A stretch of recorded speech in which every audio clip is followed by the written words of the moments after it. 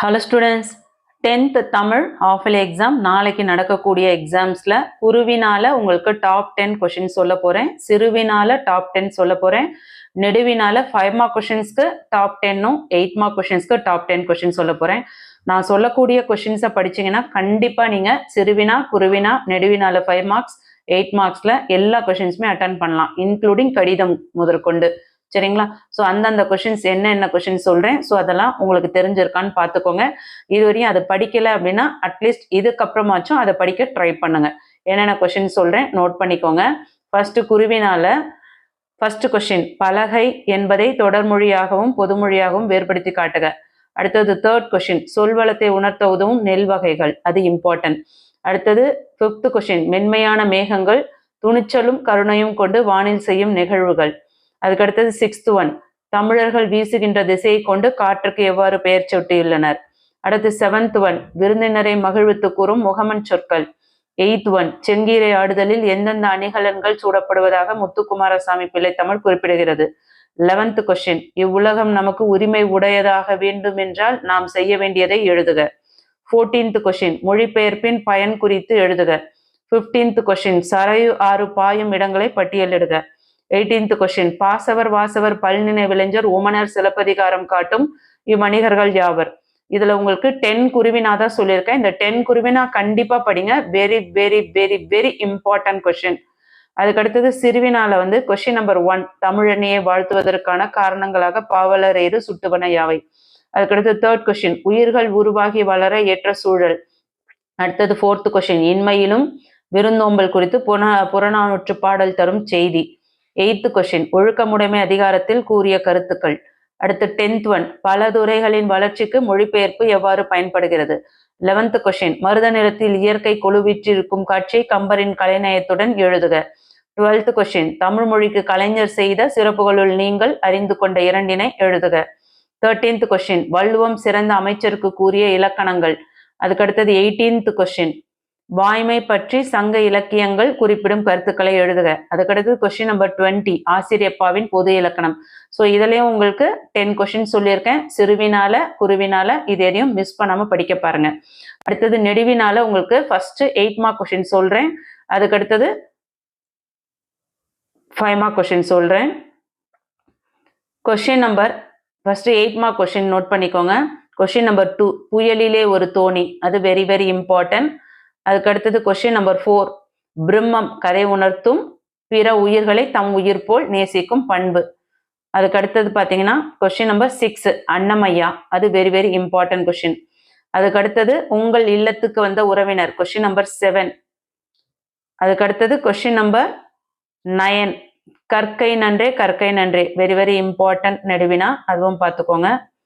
அதுக்கடுத்தது கொஸ்டின் நம்பர் 10, செம்மொழி தமிழுக்கு வளம் சேர்க்கும் மொழிபெயர்ப்பு கலை என்ற தலைப்பில் வார இதழ் ஒன்றுக்கு நடுப்பக்க கட்டுரை இது 8 mark question, very very important. கண்டிப்பா இதை படிச்சுக்கோங்க. 10th one. அதுக்கடுத்து 11th ஒன், போராட்ட கலைஞர், பேச்சு கலைஞர், நாடக கலைஞர், இது வெரி இம்பார்ட்டன்ட், இதை பார்த்துக்கோங்க. அதுக்கடுத்து 12th, பாய்ச்சல் கதை மையக்கருத்து, அது 8 மார்க்ஸ்ல கேட்குறாங்க, வெரி இம்பார்ட்டன்ட். அதுக்கடுத்தது 15th question, MS Subbulakshmi Balasaraswathi, இதுவும் இம்பார்ட்டன்ட் நெடுவினா. அதுக்கடுத்து 18th கொஸ்டின், குமரி கடல்முனை, அதாவது சான்றோர் வளர்த்த தமிழ், இந்த கட்டுரையும் படிச்சுக்கோங்க, வெரி இம்பார்ட்டன்ட். அதுக்கடுத்து கொஸ்டின் நம்பர் 24, பள்ளி ஆண்டு விழா மலருக்காக நீங்கள் நூலகத்தில் படித்த கதை கட்டுரை, இது very important, 8 mark question. So உங்களுக்கு நெடுவினால 10 நெடுவினா சொல்லியிருக்கேன். இதுலேயே கட்டுரையும் வரும், விரிவான கதையும் வரும். சரிங்களா? ஸோ இதை நல்லா பார்த்துக்கோங்க. அதுக்கடுத்தது 5 மார்க்ஸ் சொல்றேன், டாப் 10 கொஸ்டின் சொல்றேன், நோட் பண்ணிக்கோங்க.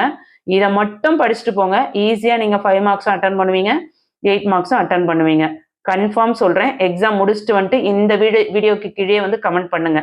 கொஸ்டின் நம்பர் 3, காற்று மாசுபாட்டை தடுக்கும் வழிமுறைகள். அடுத்தது கொஸ்டின் நம்பர் 1, நாட்டு வளமும் சொல் வளமும், ரெண்டுமே 5 மார்க்ஸ்ல இம்பார்ட்டன்ட். அடுத்தது கொஸ்டின் நம்பர் 5, சங்ககால தமிழர்களின் விருந்தோம்பல் பண்பை சான்றுகளுடன் விளக்குக. அதுக்கு அடுத்தது கொஸ்டின் நம்பர் 8, இறைவன் புலவர் இடைக்காடன் குரலுக்கு செவி சாய்த்த நிகழ்வு, அது பார்த்துக்கோங்க.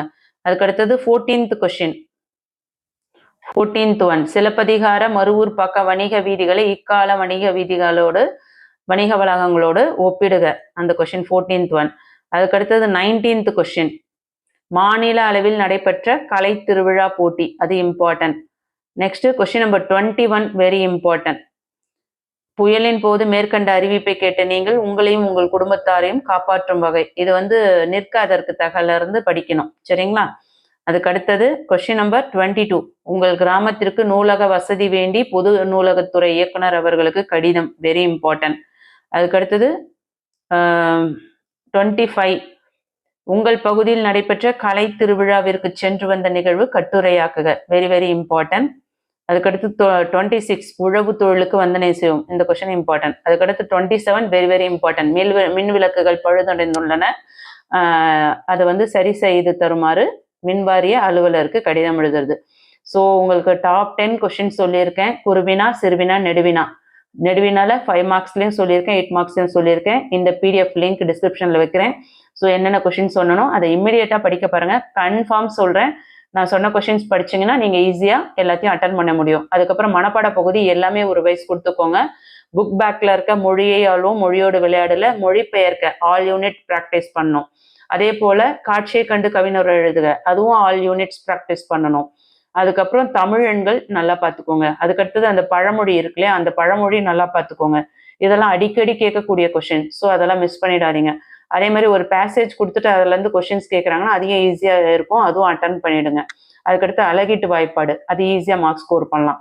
அதுக்கடுத்தது அணி, எல்லா அணியுமே ப்ராக்டிஸ் பண்ணுங்க. இம்பார்ட்டன்ட் பார்க்காதீங்க, அணியில் எது வேணால் கேட்கலாம். சரிங்களா?